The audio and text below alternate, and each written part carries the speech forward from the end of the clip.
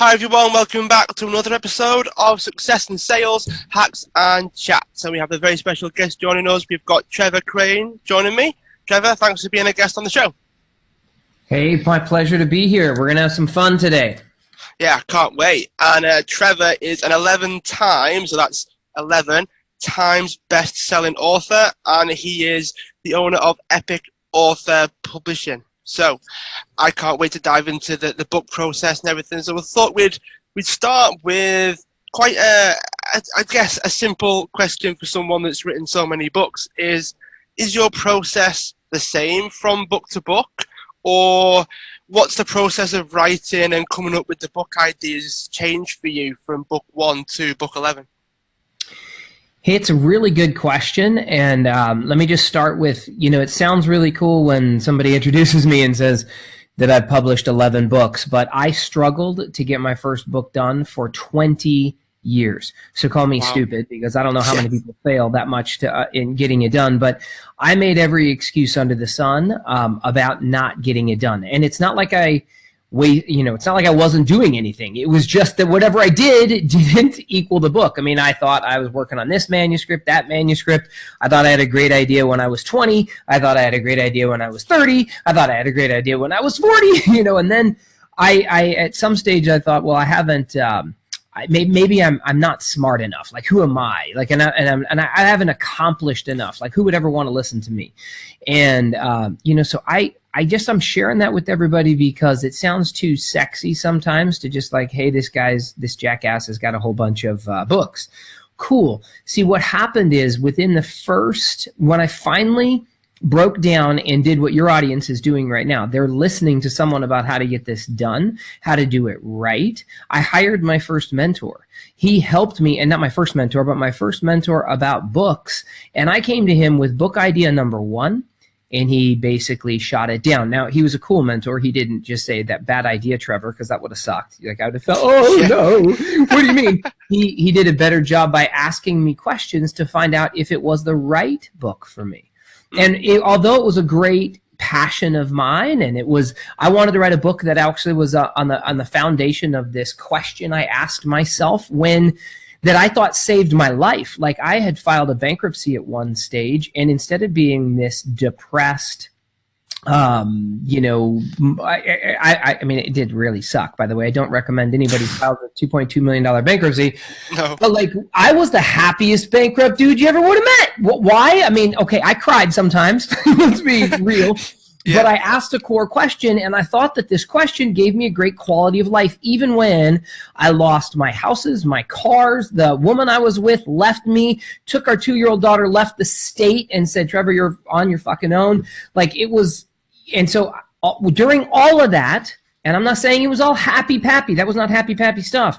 But what happened is that question, I thought, man, this is a core part. I should share this with the world. I even wrote a poem about it. And I'm like, me? A poem? Yeah, I wrote a poem. I mean, it rhymed. And I'm like, and then I wrote the book. I had the book idea. I put all this energy into it. I'm like, it's going to be so great. It's going to help people. And my friend was asking me a couple questions. He's like, well, what's the business behind it? Like, once they get this poem and this question and what are they going to do next? And I'm like, Michael, they'll love it. And then they'll like it a lot. And they said, and then what? And I was like, well, and then they'll change their lives. Okay, and then what? I'm like, is that going to make you happy? And I'm like, yeah. And he goes, really? Like, what do you really want? I'm like, well, I wish they would buy something from me. Now, it's not exactly what I said, and I don't think I sounded that stupid, but what I realized is it wasn't the first book I should write. It didn't make sense with my brand. I was a business consultant helping business owners add more clients and make more sales and sell high-ticket products and services, and I was really good at it. And then I was like, okay. So I came up with another book idea. And I am, Michael, actually answering your question about, do I approach the process of writing a book, or do I help my clients in the same way? And the answer is yes. And I'm going to give everybody some questions today that you can ask and answer that my mentor first gave me, so you can figure out how to write the right book. But I came up with my second book idea, again, something that was close to my heart. My grandfather had passed away at age 92, and I thought I found the secrets to living a great quality of life, and I had this whole massive And my mentor asked me a few questions, and that didn't make sense. It's like, well, hold on. Are you going to be the expert that talks about grandpa? Like, it was confusing. How does that lead to, how does the poem writing, grandpa loving guy lead into anything in regards to what I was doing business-wise? It was just confusing. I mean, it was cute, you know, it was really cute, but it didn't make any sense. So it wasn't until I came with my fourth, I think it was my fourth book idea. What we did is we came up with really like, what do I do best? And at the time, as a consultant, like what I did is I help people close business and make high ticket sales. And he's like, well, why don't you teach that? And I was like, well, hey, but that's what people pay me for. Like, they pay me a lot of money for that. Like, I can't just give that away. He's like, yeah, give it away. And I was like, well, hold on, that's like my awesomeness. Like, my people hire me from this awesomeness. I don't know if I actually said that either at the time, but he's like, he goes, what you got to do in life is find your gifts and give them away. He's like, do what you do best. Right? He goes, this book you could probably write in your sleep. And Michael, I wrote that book. Once I got clarity around the message of that book, I wrote it in 24 hours, like 24 hours. I actually did it back to back, which is not what I would recommend doing. It was too much stress. I had a deadline, and that's another part of what I teach is that if you have a deadline, you find a way to get it done. But within the next 12 months, not only did that book become a #1 bestseller, but it also helped me 10x my income. So, Michael, I just want you to take a moment right now and have everybody take a moment right now. And you hear the number 10x a lot. It sounds like bullshit. Like you listen to Grant Cardone, you're like, oh my God, 10x sounds awesome. And it is awesome. But think about it. What's the most money you've ever made? And write it down. Write down the number. Whether it's 60 grand, 600 grand, 6 million, whatever it is, whatever the most money you've ever made, write it down. And then put a 0 on the back of that. And like, tell me whether or not that's a result you're happy with. Like, I was freaking out of my mind, and it is not. I want to be really clear here, Michael. I didn't sell 1 million books and then become this. And it wasn't money that I made because of all the book sales. It was the business, the products and services on the back end. Got you. So in answer to the question of do I go through the same process, yeah, I'm going to talk today about the difference between a starving author, somebody who does it the fucking wrong way, which is something I did for 20 years, so I got this down. Like, I know how not to do it. But I also am going to share with you how to become an epic author so that your book becomes this message that connects with the core audience of people that can't wait to go ahead and join your movement, join your mission, and like and buy your stuff, like and take things to the next level with you so that you can change their lives and truly provide transformation. So I'll share with you some of the questions that you can ask and answer to make sure you write the right book and how to make sure you avoid that starving author state. How's that? Go for it. Yeah, let's go. Okay, and at one stage you're going to ask a question, or I know I was just on a rant. I warned you that when you ask me questions, I'm not going to shut the hell up. So what was there something you wanted clarity around or to poke fun at me or something? What was it? Well, I guess the only thing that I am curious about, I don't know whether you're going to cover this anyway in the questions, you see. That's why I don't want to say it now and go, hang on, that's like the fourth one. So what I was thinking was, how do you take them from the book to the business? Because platforms like I think there's Amazon and things like that it's hard to track the sales and get their information so you can do anything with them after that. So I guess that is one of the questions. That's one of the things that you were probably asked when you were writing your books. So I think that if you already cover that, then I'll sort of let you go for it. But if not, then I'd hope that we touch on that. Well, please just keep interjecting when you call bullshit at any time, brother, because nobody else is here to do that for you. So the audience is listening. So if you're like, hold on, I missed that. Like, what happened? Like, then slow me down. So here's the thing.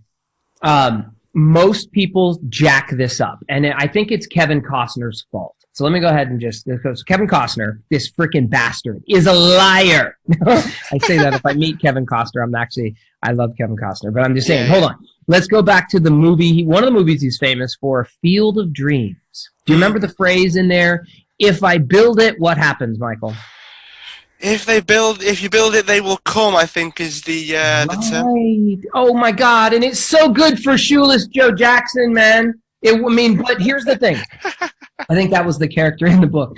Yeah. If you build it, if you write your book, people assume, man, if they're like, oh, if I build it, they will come. I'll just have this book, and then it'll magically, whatever the freaking hell it is, will just magically show up. Bullshit. It's a lie. If you build it, it will not come. So here's what happens, brother. Most people, myself included, for freaking decades, I jacked this up. I got all inspired by somebody telling me that I had a story that might be cool to hear, whether it was when I was 20, 30, 40, like we evolve, right? So different things happen in our lives, and somebody you look in the mirror and you're like, man, you should tell your story. You know, you overcame a great hardship. You discovered a really cool way to do X, Y, or Z. And you're like, I know what I'll do. I listened to that guy, Trevor Crane, on that podcast. I'm going to start writing a book. And you know what? Fuck it. I'm not going to do the same thing that everybody else did. I am going to do it seriously. I'm going to get up this weekend. I'm going to start getting up early in the morning, and I'm just going to write. I'm going to write for an hour a day, and I'm just going to write. Okay, cool. So let's use another example. You and I are all inspired to write, to live in our dream home. I know what I'm going to do. I want to build my own dream home. And I'm so excited. I want it to be over the beach. I want it to be amazing. It's going to have a big old bathroom and a big old kitchen and whatever. And you're thinking about it. You're like, I'm all fired up. I'm going to go to Home Depot, and I'm going to buy some wood, and I'm going to buy some nails. And this weekend, I'm getting out there, and I'm going to start building it in my backyard. Here's the thing. Ain't nothing you're building in your backyard is going to be any home you're moving into. I mean, it might be a birdhouse. It might be a dog house. Yeah. It might be, if you're really ambitious, you build one in the trees for your kids, and you're like, oh my God, look at that, a tree house. But it is not your dream house, man. That is not how it goes down. If you want to build a dream house, one that you can't wait to move into, not a freaking dog house, man, out in the back, that's when you get your ass kicked from your wife, and you more like set up a tent. This actually hasn't happened, so I'm not sure that happens to anybody, but I have seen it on TV, so it must be true. Someone must have done that at one stage. Must happen sometime, yeah. It must have. So if you're going to build a dream house, you start with an architect who helps you design a blueprint, and you get really detailed about that blueprint before anybody lifts a hammer. And then you hire a team of people, probably a contractor, who already knows a lot of different types of people. He probably knows a roofer and a plumber and a concrete guy and all other kinds of crew that comes in to do it. Most of us jack this up. So the original question was how?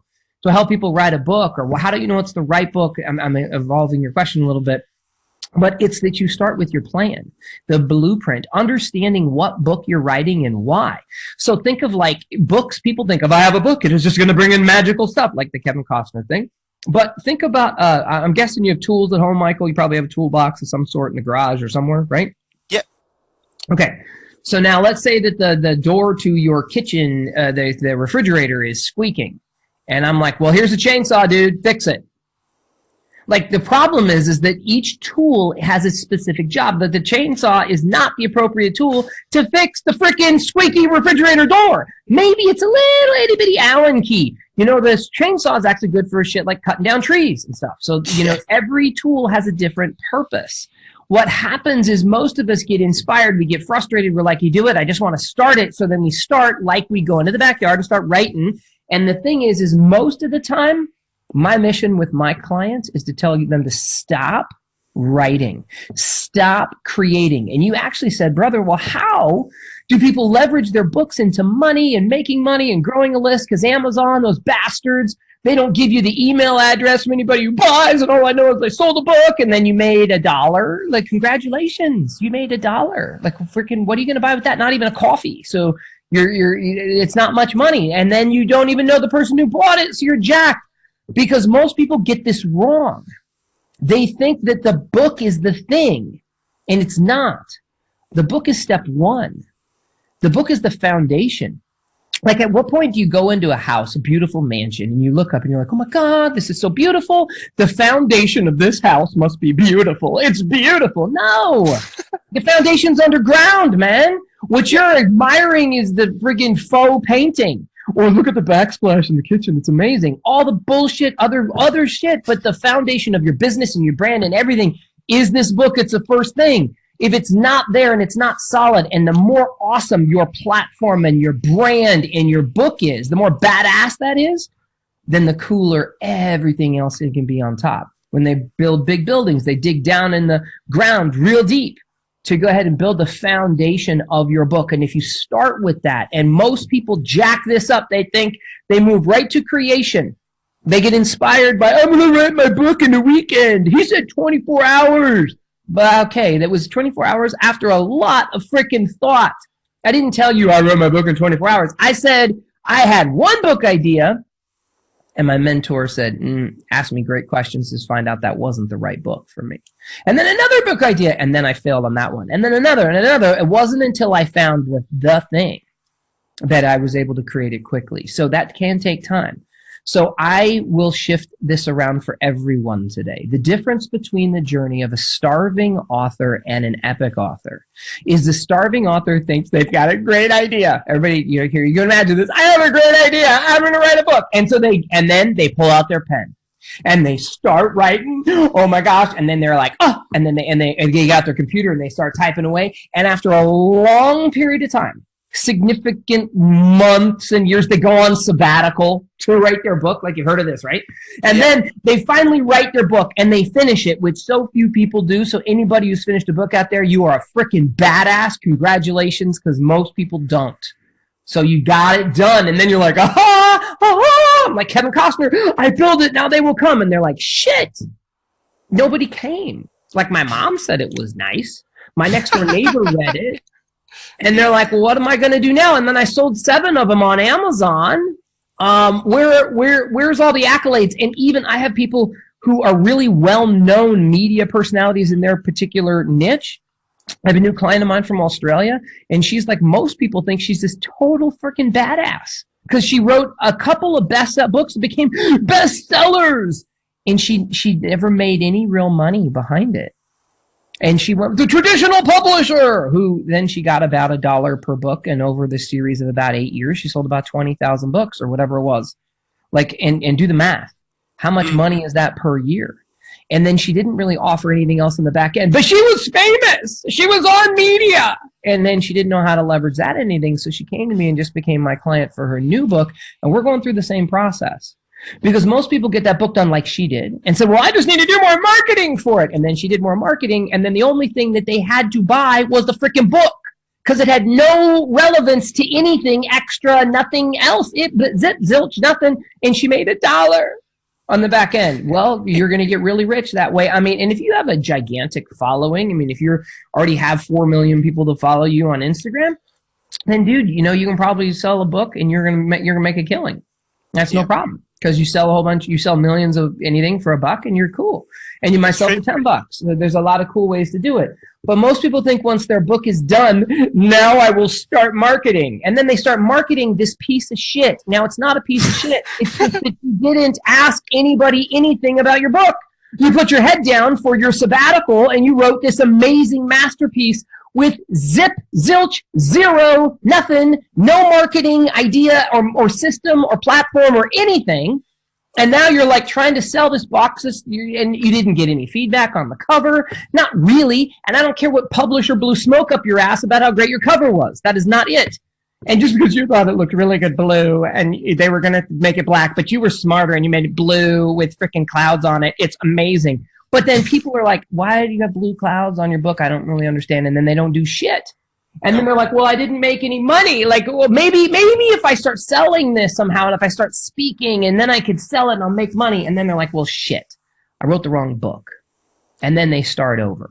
This is the path of the starving author. So the path to be an epic author, if you don't want to waste all that damn time and write the wrong book, and I'm not saying your book's a piece of shit. I'm saying that you weren't considerate of how you're going to use the tool in your toolbox. You got a chainsaw that's badass, but what you really needed was the Allen key. And another way to look at your book is it's a key that opens a door.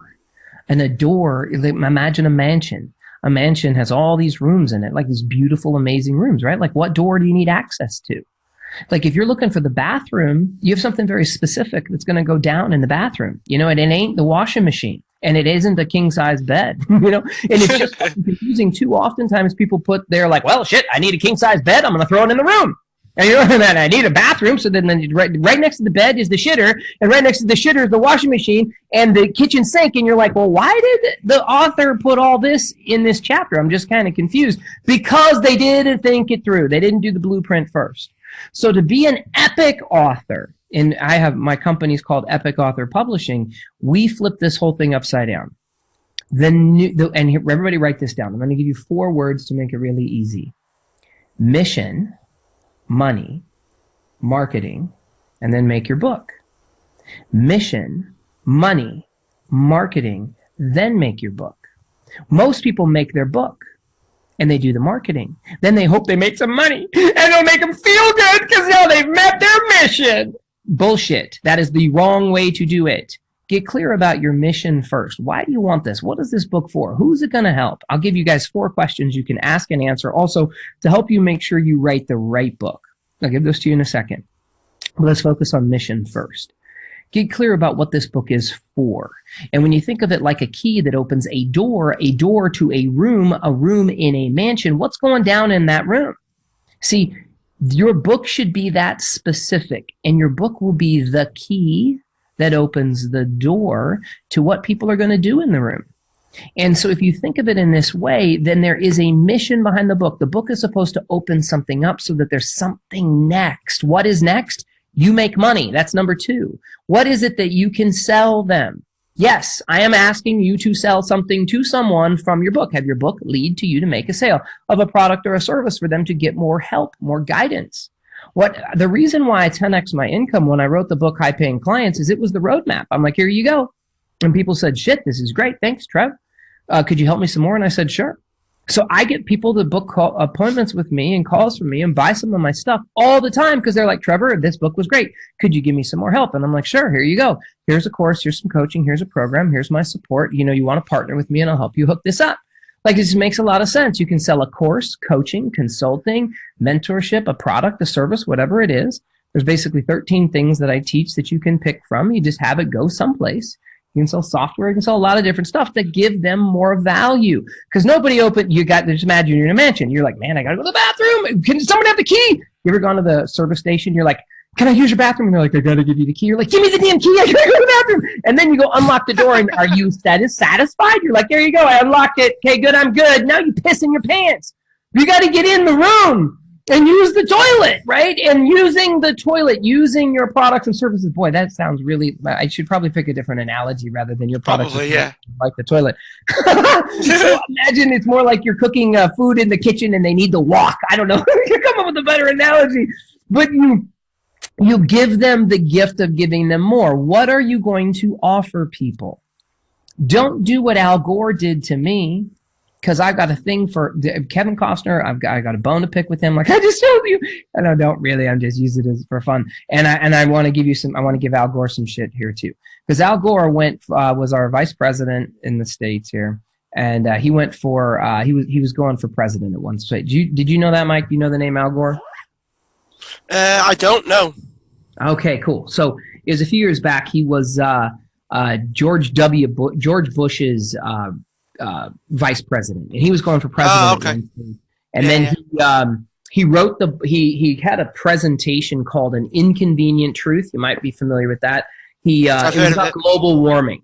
And he did this great presentation. And on a weekend, one time when I was on my own, my wife had abandoned me for whatever reason, and I went to the library. I got this DVD of The Inconvenient Truth, which was about global warming. I'm like, all right, I'll watch this thing. Like, it was one of those things that I'd heard about. I kind of got it. Global warming, that sucks. Ice caps melting. But I watched this documentary or this presentation by Al Gore, and he said, man, we're melting our planet, and he gave all this evidence, and I was actually riveted. I was sitting on the edge of my seat, and I was like, dude, and we'll talk about mission. I was there. Like, save the planet, man.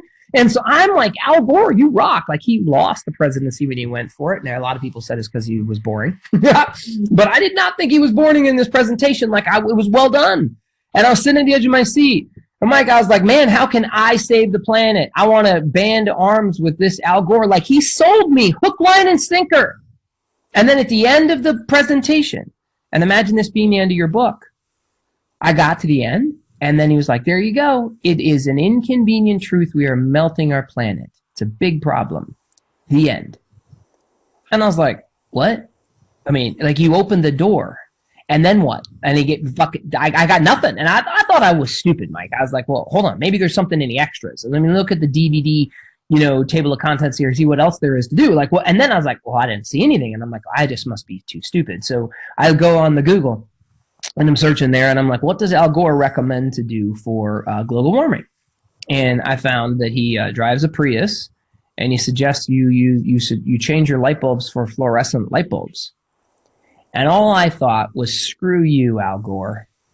I was now pissed off. This did not seem like me taking action of being a responsible human to tie into his mission. He didn't think through step 2. Mission first, money second. What am I going to recommend you do next? His whole book was about the problem. Instead of giving me a path to a solution to get anything, I was just pissed. Most people do this with their book and their message. They don't give anybody place to go. They get their audience nodding their heads. Yeah, sounds great. And then what do you give them? Nothing. So they write the wrong book, or they put the wrong message out there. So we do it differently. Mission first. Monetization, products and services, and something next so you can help people. Then third, we market. Like banshees, brother. Mike, I recommend everybody today start marketing your message today, right now. So let me go ahead, and I'm going to give everybody, everybody talk to me right now. Say something out loud. At least grunt at me. Right now, grunt. Everybody going, like Trevor. Say the name Trevor Crane. Say yes. Say something. Okay, you just talk to me. And you just talk to your publisher, okay? I want to help you publish your book, and I am interested in you sharing your message. What's more important than you reading my book or books is you get to share your message with the world. And I want to help you publish your book. So you just spoke to a publisher. This is what you can now tell everybody. You can say, I was just on this podcast. I was listening to this publisher. He said he wanted to help me publish my book. And what you do today is you start marketing your message. And it starts with the words, I'm publishing a book. And you spoke to a publisher today. Nobody talks to a publisher. And most people are too scared to. And most publishers are here to just blow smoke up your skirt and tell you what a great idea you got. And I already know that you've got genius inside of you. That's not a question. You've got amazing stories to tell. That's not a question. We got to figure out the best stuff for you to put into this book. Not everything in your book. Nobody wants to read the Encyclopedia Britannica of your freaking life. They want to know just enough to go ahead and get some amazing value from you and be entertained or change their lives or something around your insight and expertise into creating some kind of awesomeness, whatever that is for you. And your marketing starts today with your lips.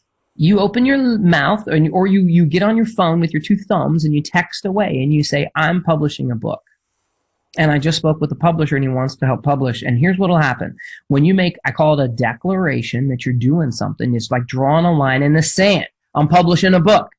And don't just call up your mom. That's a start, I guess. But like, put it on your favorite social media channel. Put it up on LinkedIn. Put it up on Facebook. Make an Instagram post and go, I'm so excited. If you want to add to this, you go ahead and say, I'm so excited. I talked with the publisher today, and he wants to help me publish my book. And now now everybody goes, oh shit, well, what is it about? And I don't know. And you don't need to know. One of my clients named Lisa Chastain did this the beginning of 2017. In December of 2017, January of 2017. I met her in December. She had a consultation with me like I'm speaking with everybody today, and I gave her this basic blueprint of create the plan first, and then we created the marketing message for her, which I'm doing for you right now, and I gave her the script. I said, go on Facebook, was where she wanted to connect with people, and she had 0 list, and she had lost, in December, she had lost $300. Like she was, for the last 2 years, she'd been running a business where she was losing money every single month. That was it was in November she was losing month. In December, she made money because she started working with my wife. And in January, check this out. In January, I had this one consultation with her over the next 30 days. All she did was do 2 Facebook posts, not paid posts, no advertising, no nothing. She put a post in on Facebook that said, I'm so excited. I met with the publisher today. I'm going to be writing my book.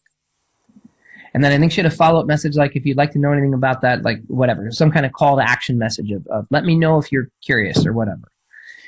All she did is she treated every thumbs up, like, and smiley face and whatever she got from that. And she followed up with those. Those are leads. And she followed up with all those leads, mom, her cousin, whatever. And I gave her a script for how does she turn that marketing message into clients. She made $15,000. No, it was $12,000 in the next 30 days. Wow.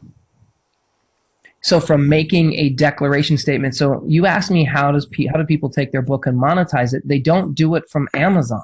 Now I have clients that sell and make tens of thousands of dollars every month on Amazon book sales. That's cool. But the way that you start it is have the balls to go ahead and tell people you're publishing a book, and then have the follow up and the follow through to have clarity about your messaging so that you can offer products and services on the back end and you get paid. Lisa averaged $15,000 a month in income for the whole year of 2017.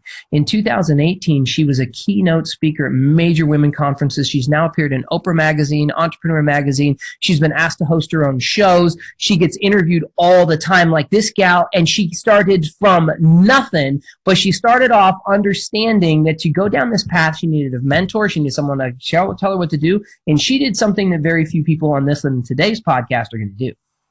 She paid for the session, so she valued it, so she took action. She didn't just listen to some free podcast and say, well, that was worth what I paid for it. Hold on, I paid nothing for it, so it must be worth nothing. No. Mm-hmm. She paid me a bucket load of money, and then she said, well, I better do what he says to do, so I'll make a declaration today. And that was on January 31st. In the month of February 2017, she closed $12,000 worth of new business, and it only went up from there. All because she got clear about her mission, a monetization plan, and then she opened her mouth to marketing.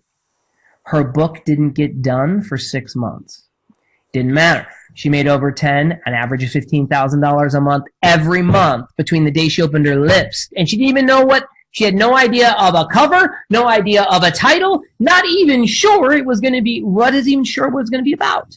But she did have clarity about the path she was going to take them. So I start my clients marketing a message that makes a difference in people's lives. And because of my background of being really freaking good at selling high tickets products and programs and shit like that, my expertise is in helping people craft a blueprint so that they sell cool shit to people that has a massive impact. I'll breathe now, brother, because I heard you take a breath a couple of times, but let me see if I need to clear up any confusion. Go ahead.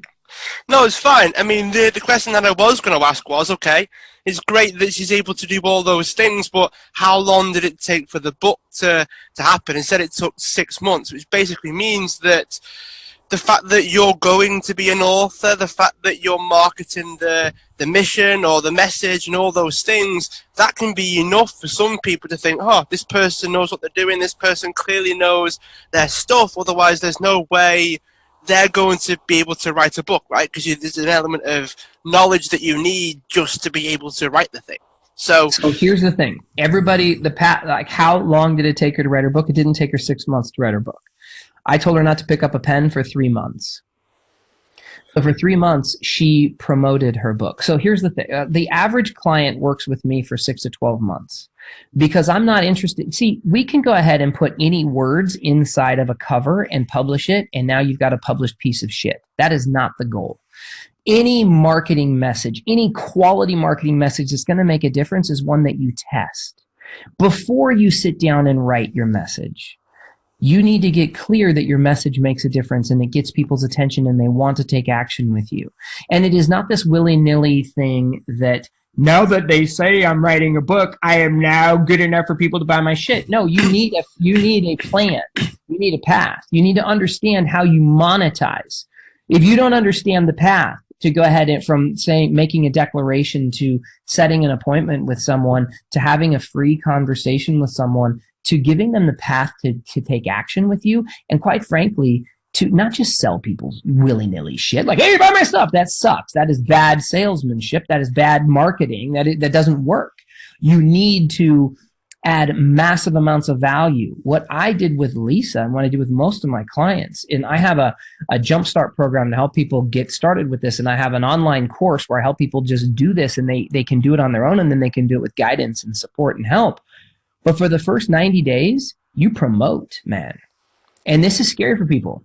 For some people that want to work with me and they tell me they've got this great idea and they get on their first phone call with me, and I try to make sure this doesn't happen anymore so that I don't waste a lot of my time. All they want to do is tell me about their story, about how they, came back from bankruptcy, or they swam over from Cuba, or their dad used to beat them up, or they used to be sexually molested, or whatever their story. And their story is awesome, but that's not what people care about. People care about the person looking at them in the mirror when they brush their teeth. That's who they care about. They don't really give a shit about you and me. They care about themselves and what they're going to get out of it. And so all too often we write a book with this egocentric focus that is about us. So instead of doing that, I typically advise my clients not to write a word of their book. I mean, if you have divine inspiration and you want to get up and you want to write, you want to create, you're in the moment, you're in the flow, and you want to capture it, awesome. But what you're going to have is you're going to have a whole, that's just doing all this extra stuff. Like, I wrote my book in 24 hours because I got absolute crystal clear clarity about what would go in that book. And I had a ton of, I had 2 decades of shit written that I could have used. I had webinars and teleclasses and seminars and different things that I had thousands of pages of manuscripts. That was not the problem. Imagine you're going on a trip, Mike, and you're like, and you didn't have time to pack your bag wisely, so you just threw in too much shit, and you end up on vacation, and you're like, what the hell? And then you come home and you're like, I didn't use even 10% of what I packed. Am I the only idiot who's done that, or has that happened to you? I've probably not done that before, but I normally pack light anyway. I'm not one of those that kind of throw stuff in and goes, well, I can officially move somewhere if I had to, because the amount of stuff that I've packed. I do like to pack just for the holiday. So you've seen it, though. You've seen it. You've seen people that travel with too much shit. And that's what happens is people oftentimes put too much shit in their book. So what I advise people to do is get clear about your path and your plan first. To understand your marketing plan, to use a proven marketing plan, one that works. That's why we teach it in our program. And I tell you what to do, at least for 6 weeks, to just get out there and test your messaging. And then not just test your messaging, but find people who go, shit, I would like to hire you. And they give them a compelling offer, something that they find irresistible, something that gives them a massive amount of value, something that gets you paid. Like, there's a story of 2 clients I have. One of them was Lisa Chastain. I just told you that in 30 days she made 12 grand. I'll give you the other path of another one of my clients who came to me and already his book was done. He was with a traditional publisher and he was so proud of himself. He said, I got a publishing deal. And for 2 years working with this publisher, after 2 years, it was 2.5 years, his book was finally coming out. But he was with a traditional publisher, which meant they wrote him a check and he signed away the rights for his book. You do not own your book. When you sign a deal with a traditional publisher, it ain't yours. No. It's somebody else's content now. And now you need to ask permission from the publisher about what you want on your cover. And then you don't get to guide when it's going to come out. You don't get to say what you can do. Everything's a pain in the ass. So I had to negotiate with this damn publisher, working with him to promote his book, to help him become a #1 bestseller and work with him to create a campaign. We got him. He did like over, I think it was 20 or 30 radio interviews in a short period of time. He became a #1 bestseller and all this. You know how much money he actually got paid? How much? $1,500. That was his book signing deal. $1,500. 15. He got paid $1,500 to give away the rights to his book. And it took him 2.5 years to get them finally deem it ready for publishing. He didn't like the cover. He didn't like what was in it. His website was not even in the book. Now, Lisa had no fucking idea what her book was going to be about, but said, I'm publishing a book and I'm really excited about it. And then she followed up with those leads and made 12 grand. You tell me, brother, which would you prefer?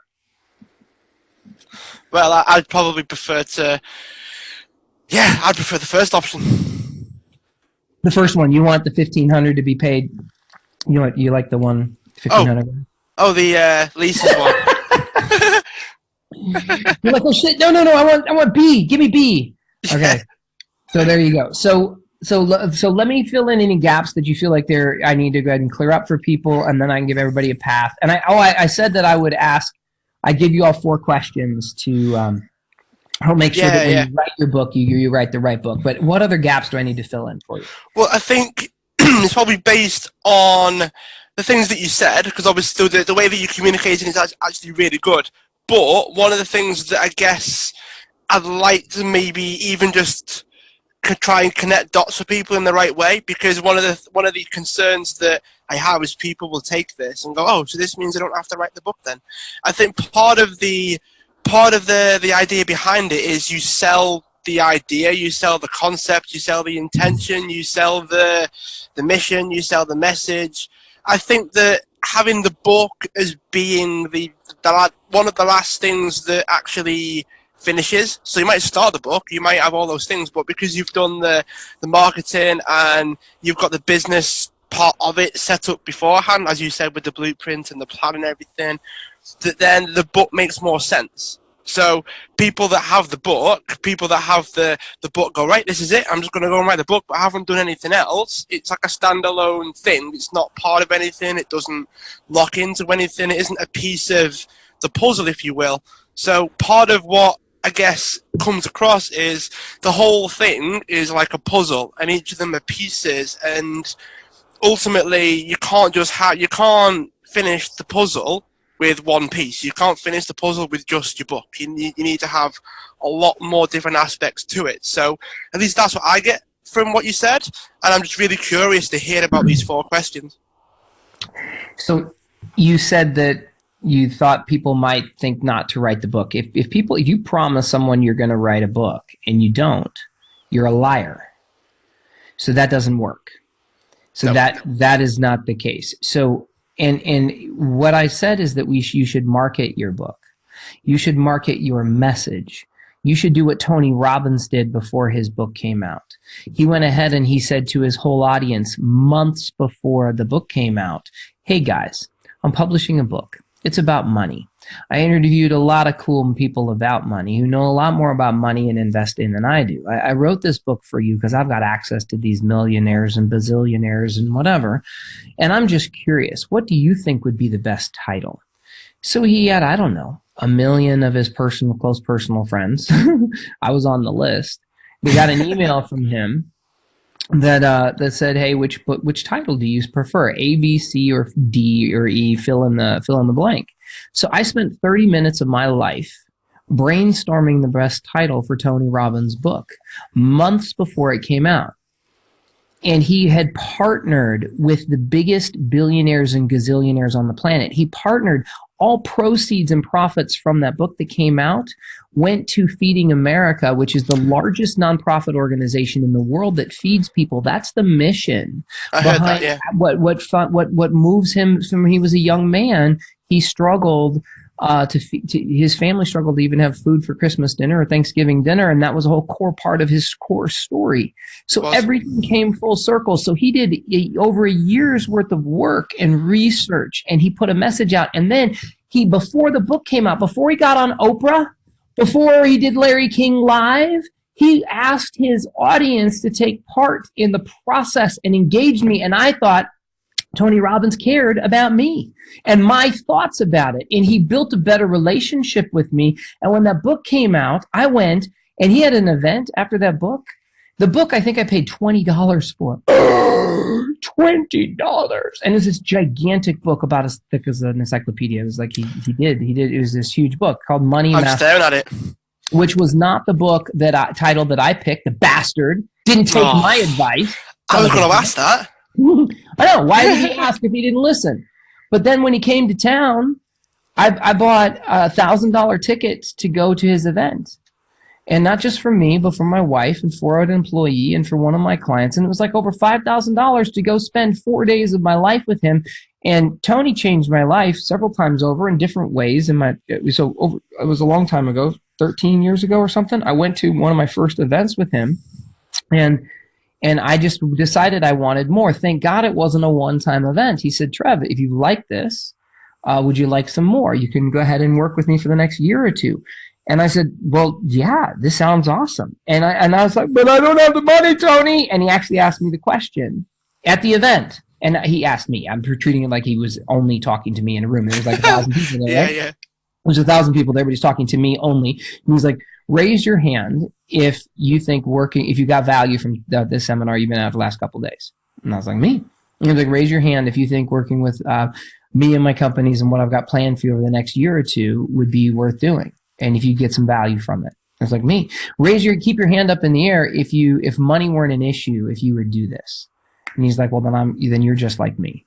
And here's the thing is if you don't have the money, you can find a way.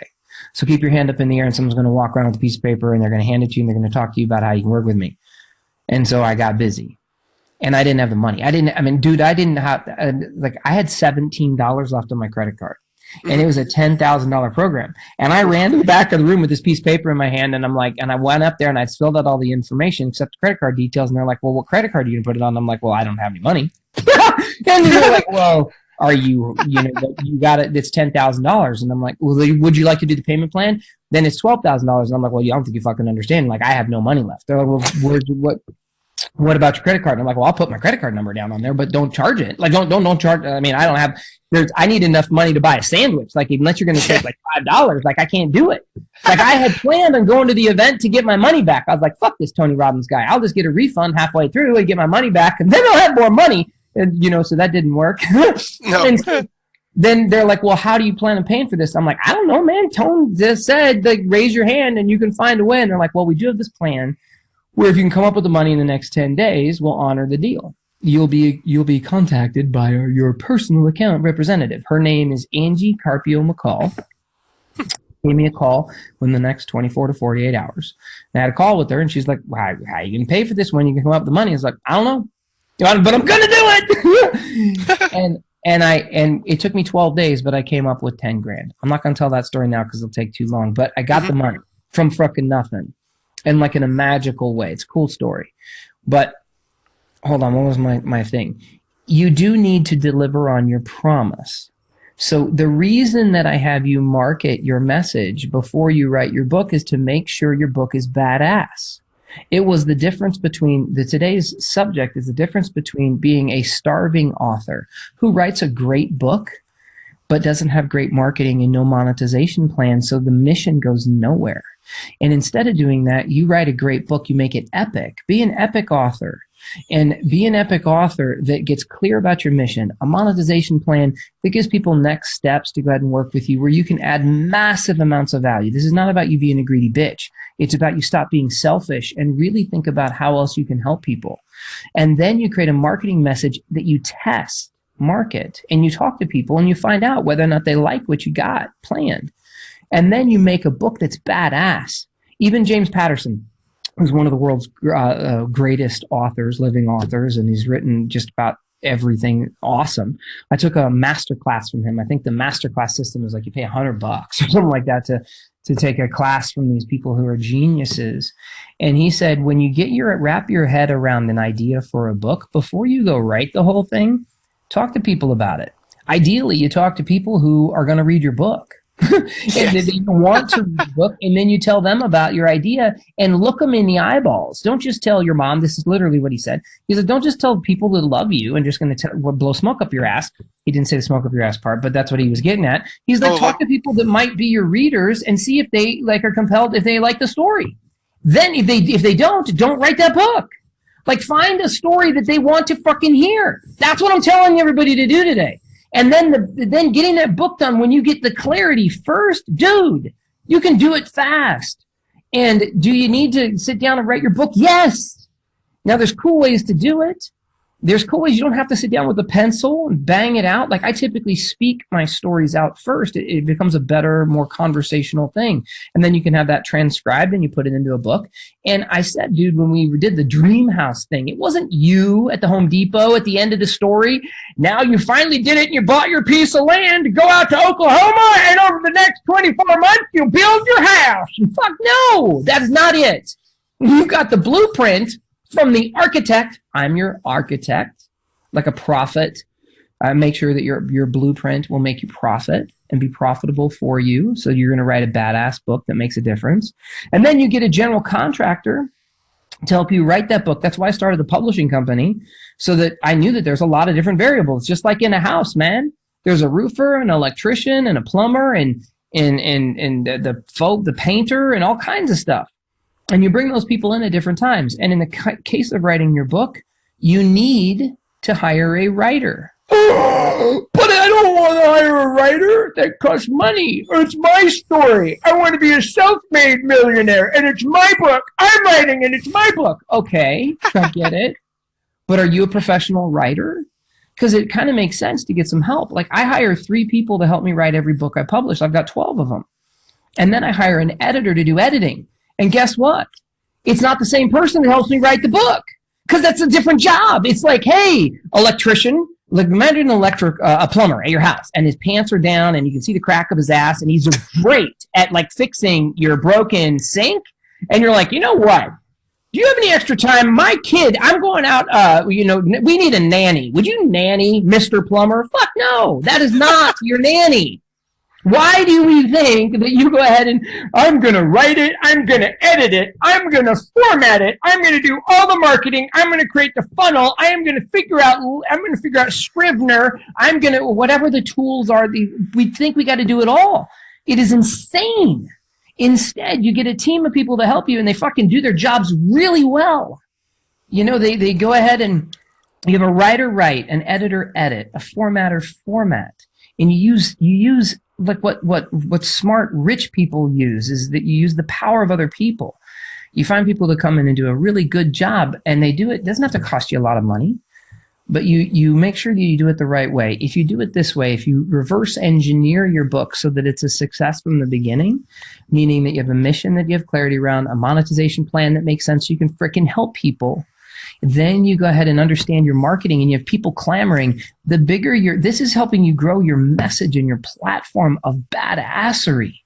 And now you can get this book done really fast. And the how-to of that's what I teach. If you go to epicauthor.com, you can find my newest training about this. I'll give all your guests today, Michael, a gift of one of my books. I said I'd give you the 4 questions as well. So I know we've gone long. So go ahead and ask me any questions you've got that I can tie in, and then I'll give those 4 questions. I know I went off on a tangent, but you said a couple things there that were like trying to read people's mind, and I wanted to reframe that. No, it's fine. I mean, I guess part of the idea is I don't want people to think that either. Like, I don't want people to think that they can just do good marketing and that's it. Like, sometimes it's the marketing that can sell it, but then at the end of the day, if you want something to happen after they've read the book, i.e. buy something more expensive or do whatever it is, like the story you shared with Tony, it's about if the book's not good enough, then you won't want to do anything else afterwards. They probably leave a bad review with the book, and they probably hate everything. And put it out there, people are going to know it's shit. I don't care how pretty the box is. So you're right. It needs to be. You need to put a quality. The reason that you do the marketing at the front end is that you make sure that your message makes a difference to people in the first place and gets their attention. Yeah. So let me do this, Michael. Let me put the 4 questions to everybody. So go for that at the beginning. So they sound so simple, though. There's the problem is that everybody's going to think, well, screw you. I didn't wait around all this time to hear those 4 questions. But I teach this, and I have a live event called Epic Author Live. And this is at the forefront. Like, I could spend a weekend just on these 4 questions. They're really key. But the questions are, who, question mark, what, question mark, why, question mark, and what's next. Who, what, why, what's next? These are the questions that should help you pick the title for your book. So here they are. Who is your book for? Now, I ask this question every day I talk to a new author. I'm like, who's your book for? 9 times out of 10, they don't know the answer. They will open their mouth and start to speak and kind of start flailing around, and they'll say, well, this book could be good for everybody, so, and then they blah, blah, blah, blah, blah, blah, blah, blah, blah. And it's kind of like Charlie Brown's teacher. There's a whole bunch of wah, wah, wah, wah, wah, and I don't really know who they've got it planned for. So here's my question for you. I have to give you guys clarity. Your who is who your ideal reader is if you could pick one person. Like one's like a gender, a man or a woman. How old are they? Because my daughter's 11, right? Are you writing your book for her? And I'll ask them that. And they'll go, well, probably she. Yeah. And I'm like, you're a financial advisor and your book's going to be around financial planning and your ideal reader would be my daughter who's 11. And they're like, well, okay, probably not. And I'm like, and my father-in-law is 75 or whatever. Is a book for him? Well, okay, probably not. Because it's about getting abs or something like that. I'm like, doesn't make sense. So think about the ideal person. If you could pick one person, only one. Imagine you're going to go make Christmas cookies, and you're given one little cookie cutter shape. And you either get to pick the Santa Claus or the Christmas tree or whatever it is. You get to punch out one person, one age, one profession. Where do they live? Do they live in Oklahoma or do they live in Miami? Where are they? Who is this one person? And to give everybody, probably 9 times out of 10 also, I'm going to give everybody a shortcut to this. When you are brushing your teeth tonight or tomorrow morning, whatever it is for you, I'm hoping you do it a couple times a day. Look in the mirror. It is quite likely that your reader, your ideal person, is staring right back at you. Write a book for about something that you would like to read, and create a product or a program on the back end that you would like to take. And it's quite likely that the person that you can help is somebody just like you a couple of years ago before you figured out that thing. Yeah. And it's not always the case. You might be an old woman and you're looking to help young men. That's totally fine. I don't know what your bag is, but that's why you're really clear about your who. And then you write that for that person.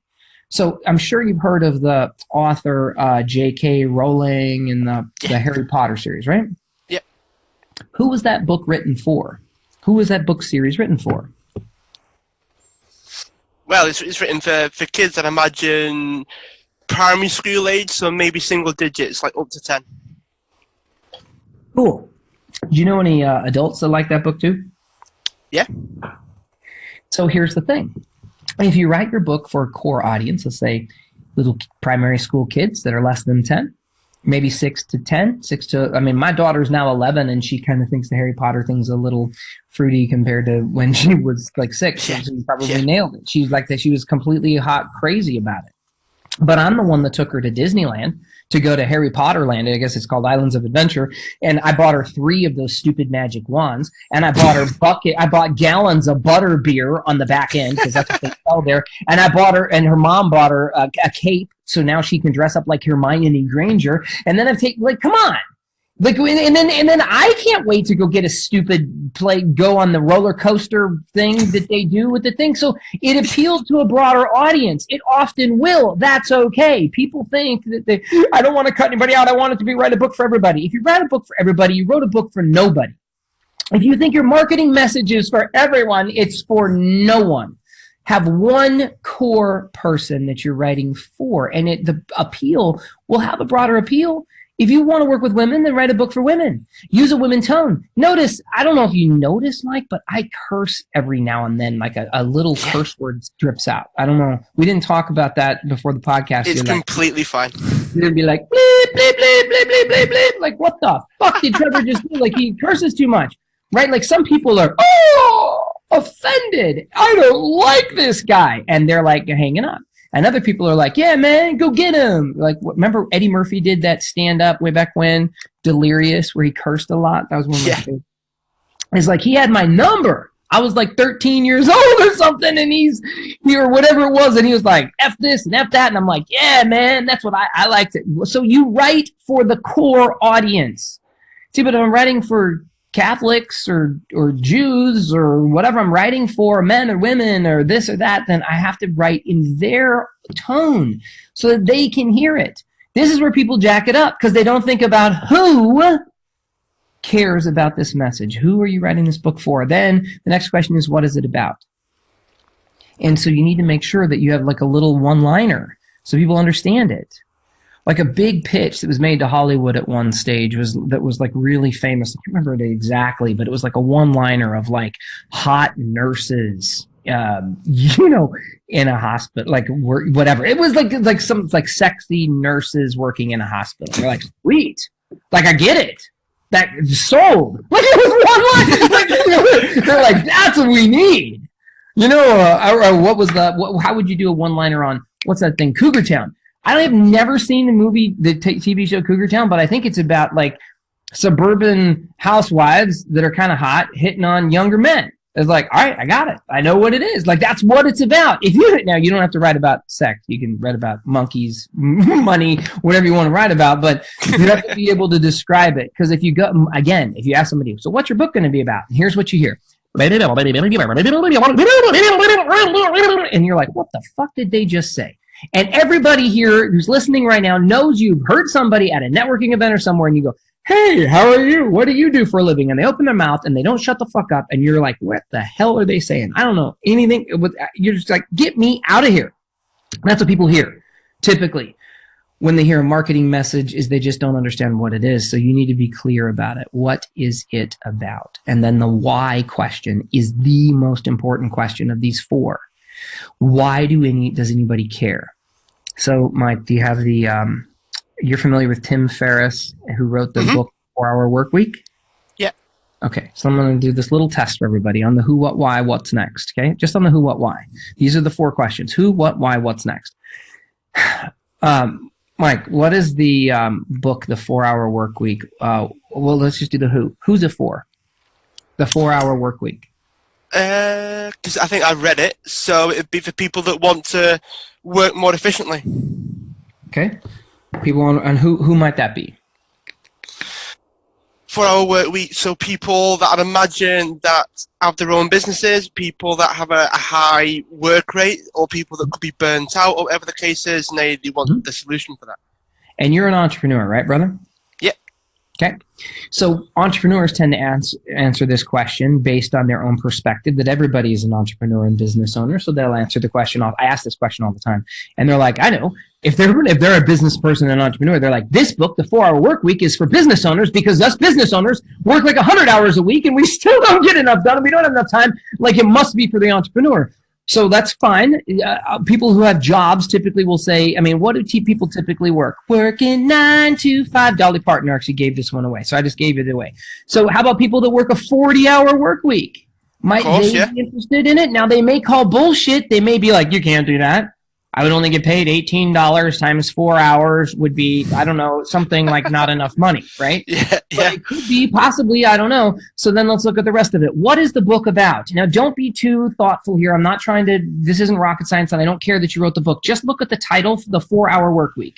Don't be tricky. Don't be cute. Just what is the book about? It's about working 4 hours a week. There you go. It's pretty simple, right? I don't know much about this book, but I'm guessing it must be about working 4 hours. What's the title? The 4 Hour Workweek. Real genius here. You know, but you understand, instead of the titles you've seen on some books and you're like, I don't know what the hell that is. Now, why would anybody care? So let me give you the subtitle of this book. Why would anybody care? Now, there's 2 parts of why. Problems and results. What are the problems that this book solves?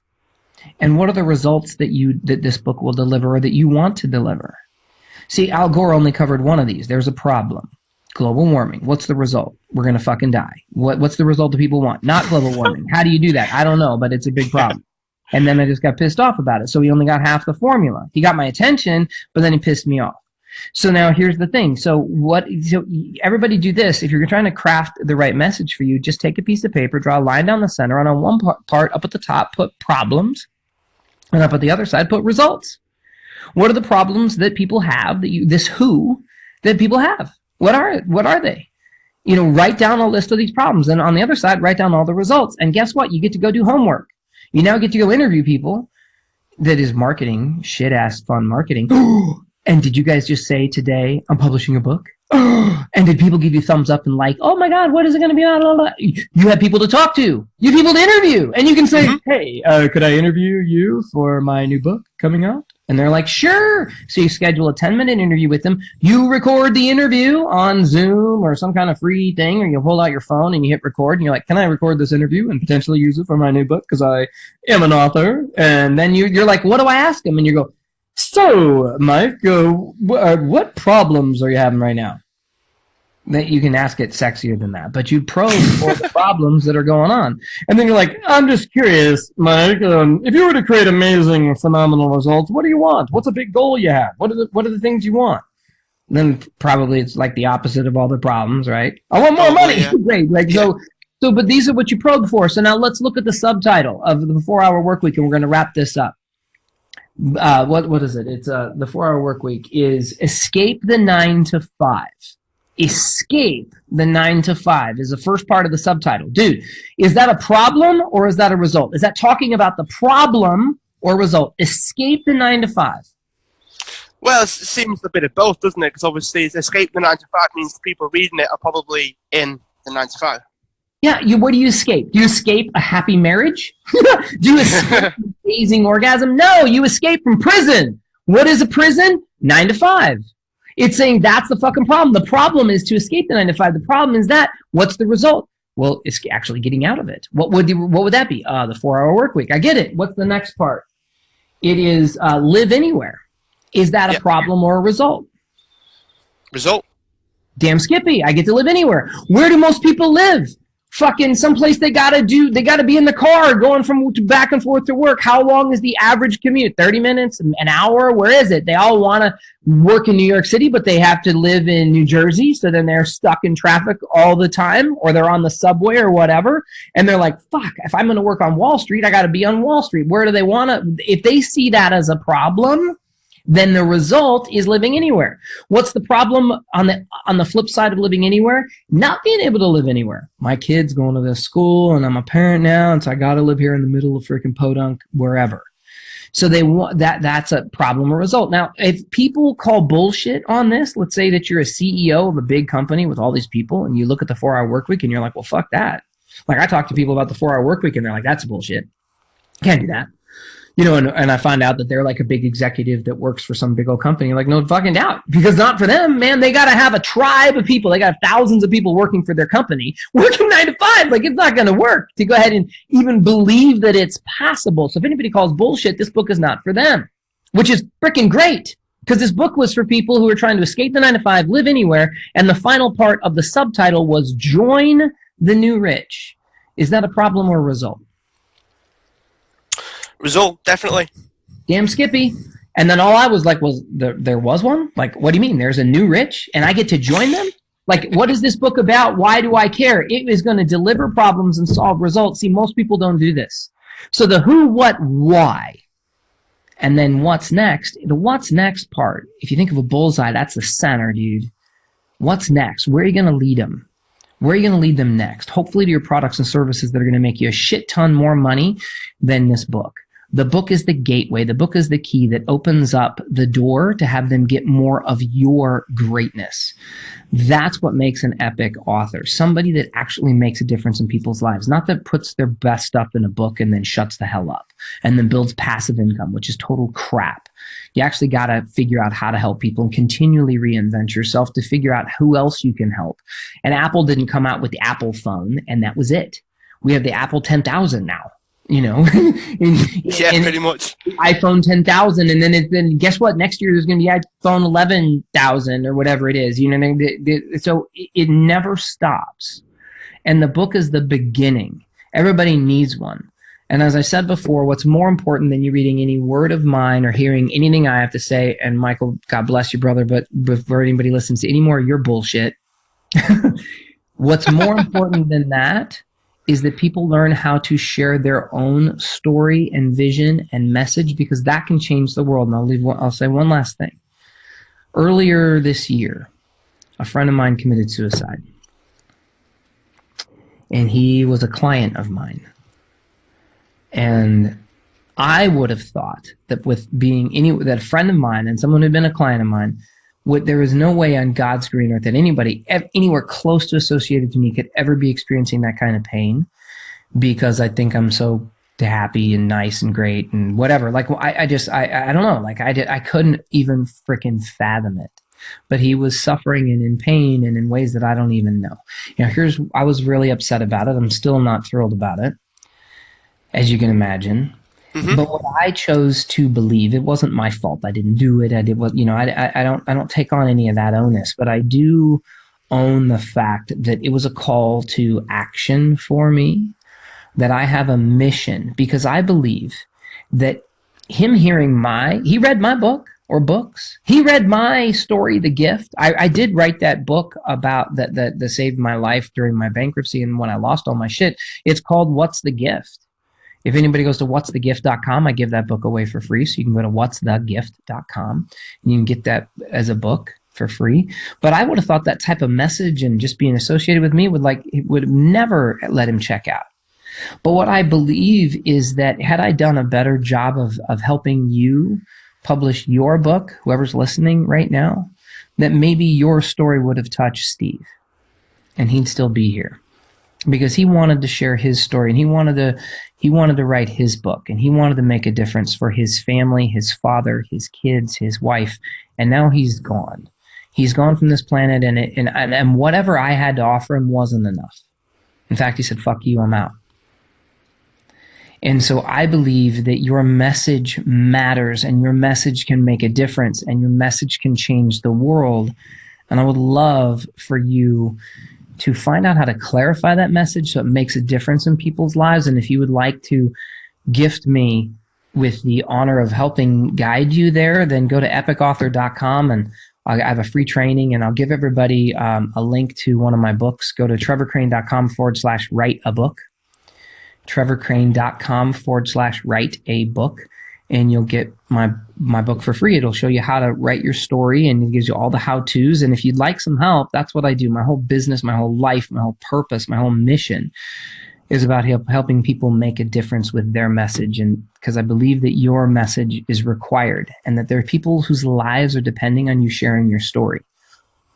And maybe stop being scared and stop being selfish, and figure out how to tell your story so that it does make a difference, because it does to someone out there, and people's lives are hanging in the balance. That's all I got for you, brother. Well, that is a very, very good way to end. I mean, the only question that I have left for you, and it's only because I ask all my guests this, Trev. So we've had funny answers to serious answers to quite simple answers as well. So we can talk about anything. It's sort of short and sweet, and it's what would you like the world to know about you that it doesn't already know?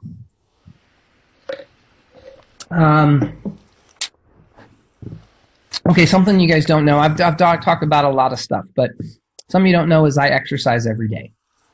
This is kind of silly, but years ago, after I filed my bankruptcy, I recognized that I had patterns I was running that weren't serving me. And like I used to say something all the time, and I'd say I'm consistently inconsistent, like I was bragging. Like I would say, like I would start a diet for a week or 2 or 30, and I'd start working out for a couple of months, and then I'd quit. And I didn't want anybody telling me what to do, not even myself. And I was asked the question one time. I was reading a book, and it was called The World Class Secrets, the 122 Secrets of the World Class, something like that. I can't remember the name of the book exactly. Anyway, it doesn't matter. They asked me the question about discipline, and I didn't want it in my life. Like I had taken the word discipline and taken it out of my vocabulary. I'm really weird sometimes, but I didn't want anybody restricting me. And I realized I didn't even know how to define it. So it took me like 3 days, I can be that dense, to like figure out my own definition of the word discipline. And I believe for me, I came up with my definition is that it's doing something every day. And it's not just something, not like jerking off, not like brushing my teeth, but doing something that's actually good for me, good for my family, and also for the greater good. Yeah. And so I was like, what could I do to just draw a line in the sand and do just give myself the demonstration of like just doing something every day so I can prove to myself that I can be disciplined, because shit, I just filed a bankruptcy and feeling pretty bad about that. You can imagine. Yeah. I felt like I let a lot of people down. And as much as I wanted to blame other people, it was all my fault. And so I was like, what could I do? And so I just decided to exercise. And I thought, I'm not going to be Arnold Schwarzenegger or whatever, or The Rock. That's actually who I'd like to look like right now. But I'm like short and white, and he's like a gigantic brown mountain. So whatever, we have a little bit of a problem there. But I just decided I would exercise, and like, how is that good for me? Well, if I need energy and I need to be alive and I'm going to lead people, I can't just be a fat slob. Like I need to actually, I need to be alive. Like if I'm not, I can't be here and helping anybody if I'm going to be dead and eat cupcakes every day. So I'm like, well, that's good for me. And then how's it good for my family? Well, I need to be present and alive and healthy for them. And how does it help others? Well, maybe I could demonstrate the discipline to exercise every day. So it started off with a 90-day challenge. And today is, let me just see real quick, because I have it written down every day. Today is 2,919 days in a row that I've exercised every single day in a row. Wow. And just out of curiosity, what would like mean that you exercised? So would it be like a 2-minute jog on the spot? Would it be like 10 star jumps? Would it be a 20-minute walk? Or are we talking like a full-on like hour in the gym? Really great question. A lot of people don't ask. Okay. So when I was asked the question about discipline, I needed to define it for me. And the same thing about this workout. Like, okay, I needed to define the rules. And oftentimes we create rules that are very difficult for us to maintain for any length of time. Yeah. You know, like, let's say it's a rule we have about how we're going to feel loved or how we're going to feel successful, or a rule about what makes us happy. And we're like, if somebody shits in our, like does something bad to us, we like feel sad. If we make a sale, we're happy. And if we don't make a sale, we're sad. And so we're on this emotional roller coaster because we don't create our own rules. So in the case of the working out, I'm like, well, for me it's 20 minutes. So it's 20 minutes a day for me, and it could be anything. So literally it could be running, it could be martial arts, it could be soccer, it could be basketball, it could be, I was at Disneyland all day carrying my daughter around. And I'm like, that counts. I was so dead, dog tired. That was more like a 12-hour day. So it depends. A buddy of mine was moving, and I spent all day moving heavy boxes back and forth. I was like, my back was killing me, my arms were killing me. Like, that counts. And then sometimes I just sit there and do push-ups. I do yoga. I mix it up. I go snow skiing. I've done a variety of shit. But I've like, this is cool because now I can do anything. I can go play tennis. I can do a variety of fun stuff. So it's 20 minutes a day, and sometimes it might just be stretching. Because when I was sick in Mexico, I drank the wrong water, I guess, and I was all sick and vomiting and like feeling like I was going to die. But I needed to work out. Like, how the hell was I going to do that? I was vomiting every 2 seconds. So I was like, in between vomits, I just stretched. Because, you know, you can't work out with weights every single day because that's insane. Because it just doesn't make sense. So it's about health and vitality. So sometimes I find it's 2 o'clock in the morning and I'm like, my rule also is that it counts as long as I didn't go to sleep. Like as long as I work out before I go to sleep.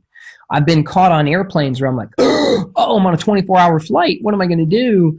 And so then I'm in the aisle doing push-ups or doing something, you know, doing tricep extensions. And yeah, the airline stewardess will come in and ask you to stop. And I say, you know how much I care about that, Michael? Fucking zero. I'm like, I don't give a shit. Fine, I'll go fucking. I'll do.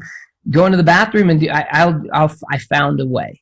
And a lot of people find excuses. I could easily stopped.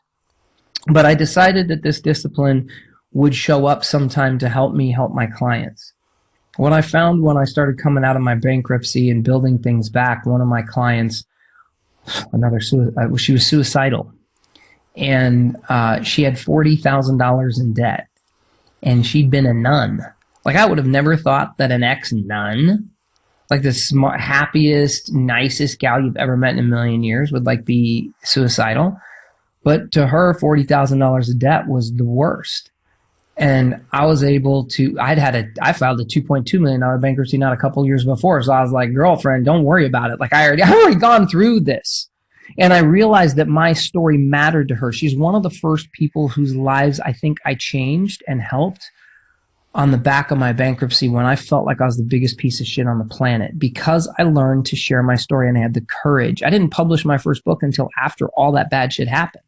And I was really scared to publish things and tell people all the bad stuff that had happened to me. But I found when you share that it actually connects with people, it helps people. And so that discipline of every day for me has made all the difference. And the ripple effect in my life, for my relationships, my business, everything has gotten 1,000 times better. Well, Trev, that's another amazing way to end again. Great story there, doing the push-ups in the aisle of the plane. I can imagine you doing that. I really could. And yeah, awesome. Well, Trev, thanks for being a guest on the show. Those of you that are listening, make sure you subscribe. Make sure you share this one out. I've made too many notes to count how many pages. And Trev, thanks again. I'm sure we'll keep in touch. Thank you, Michael. Talk to you soon.